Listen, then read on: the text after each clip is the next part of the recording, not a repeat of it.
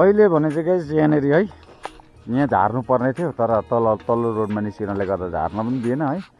यहाँ गाडी फसिसकेको थियो, न अगाडि हुन्छ न पछाडि हुन्छ है। मेसिन चाहिँ आउँदैछ गाइस, हेर्नु के हुन्छ है। मेसिन बोलाएको छ।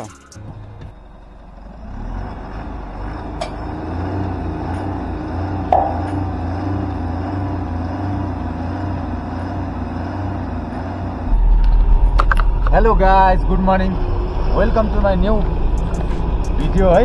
आशा गर्छु सबैजना सन्चै हुनुहुन्छ होला। अहिलेसम्म चाहिँ हामी पनि एकदमै फिट एन्ड फाइन छौँ है। अहिले चाहिँ गाइस बहुत दिन बादमा है भिडियो बनाउँदैछु म। अलिक टाइम थियो है, भ्याएको थिइनँ र भिडियो बनाउँदैछु। आज चाहिँ गाइस यहाँ देवनी टारमुनीपट्टि माटो लोकल गर्न जाँदैछु है। बाटो चाहिँ हेर्न सक्नुहुन्छ यहाँ है कस्तो छ भनेर।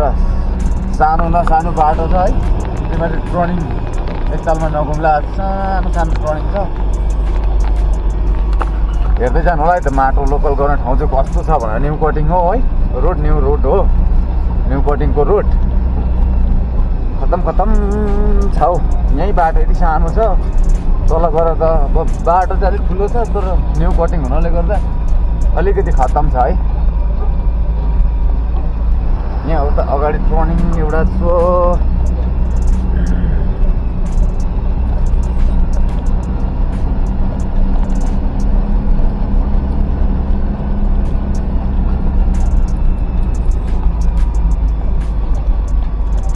यो टर्निङ चाहिँ सानो छ, सानो।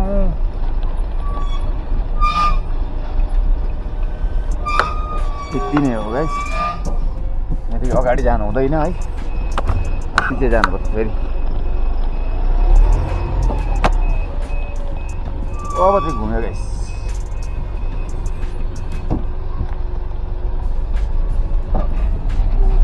हेर्दै लोड हुन थालिसकेको छ है गाइस। अहिले चाहिँ हालैमा यहाँ माटो बोक्नुपर्ने थियो, यहीँ हो। यो अलिकति चाहिँ क्लियर गर्नुपर्ने, यहाँ तल्लोपट्टि हिजो क्लियर गरेको अलिक चाहिँ है, अब यो क्लियर गर्नुपर्ने आज चाहिँ। त्यत्रो बेसी त छैन र पनि 2-3 बजीसम्म त सक्नुपर्ने भन्नेको। छिटो सक्यो भने छिटै घर पुग्न पाइन्छ है। यो जग्गा चाहिँ सामदुङको, छोटा सामदुङको माथि हो गाइस। यो तल चाहिँ छोटा सामदुङ पर्छ, उता पल्लो साइड खाने शेरबुङ। हेर्नु चाहिँ कस्तो छ भ्यू।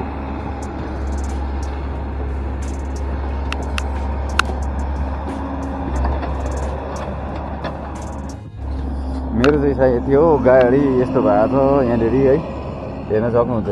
अस्ति यो अलिकति एक्सिडेन्ट भएको थियो भन्दा पनि माटो लोकल गर्दै गर्दा ब्याक गर्दाखेरि लागेको थियो है। यो साइड चाहिँ कुच्चेको छ, दैलो पनि यो त मोडगार्ड त नयाँ लाउनुपर्छ है। यो मोडगार्ड त अब सिलगढी जाँदा नयाँ लगाइहालिन्छ। यो दैलो पनि अलिक हल्का डेन्ट गरेर पेन्ट गर्नुपर्छ है गाइस। यस्तै छ अब, कोही कोही बेला यस्तै हुन्छ टाटा गाडीहरूको है। कस्तो अप्ठ्यारोतिर कुद्नुपर्छ, यो ओह्रालो झर्नुपर्छ। अब हेर्दै जानु होला, अहिले देखाउने छु बाटो है कस्तो छ भनेर। गाइस यहाँको चाहिँ बाटो खतम छ, हेर्नुहोस् न। यहाँ एकै ट्रिप मात्रै लगेको थिएँ, खाल्टा भइगयो हो। अर्को ट्रिपमा के हुने हो, लोड हुँदैछ पछाडि है।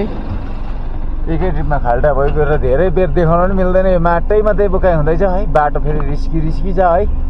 र हेर्दै गर्नुहोला गाइस, लाइक सेयर गर्न नभुल्नु होला र नयाँ आउने जतिले सब्सक्राइब गरिदिनु होला है। यहाँ हेर्नुहोस् है बाटो कस्तो हुन्छ, एकै तालमा दबिएको छ। 10 ताल बोक्दा त कत्रो चाहिँ खाल्टा हुन्छ, मान्छे पुरिने खालको हो। टायर चच्चत पसिहाल्छ भित्र, मुनि ठोक्किँदै हुन्छ। माटै मात्रै छ र मात्रै, ढुङ्गा छैन र मात्रै। ढुङ्गा चाहिँ हुनु भने बिजोक हुन्थ्यो गाइस। हेर्दै जाउँ, हेर्दै जानु होला गाइस। बाटो चाहिँ भन्ने चाहिँ अहिले चाहिँ अलिक हिजो चाहिँ खतम भएको थियो, अलिक मेसिनले बनाइदियो दिनुभएछ है। साह्रै सुठी, साह्रै खतम छ है।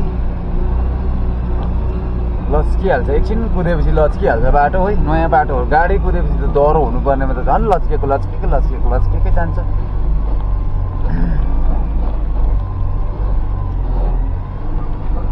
चट्टै टर्निङ काटेर गएर चाहिँ ऊ तल झार्नुपर्ने हुन्छ है गाइस। ऊ तल माटो भएकोमा झार्नुपर्ने हुन्छ।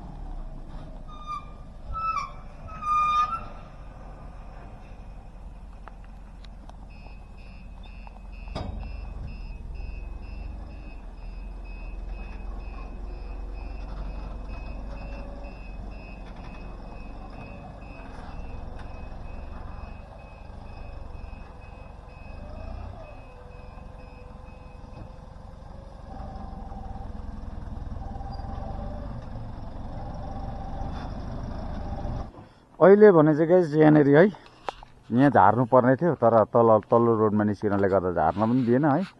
यहाँ गाडी फसिसकेको थियो, न अगाडि हुन्छ न पछाडि हुन्छ है। मेसिन चाहिँ आउँदैछ गाइस, हेर के हुन्छ है।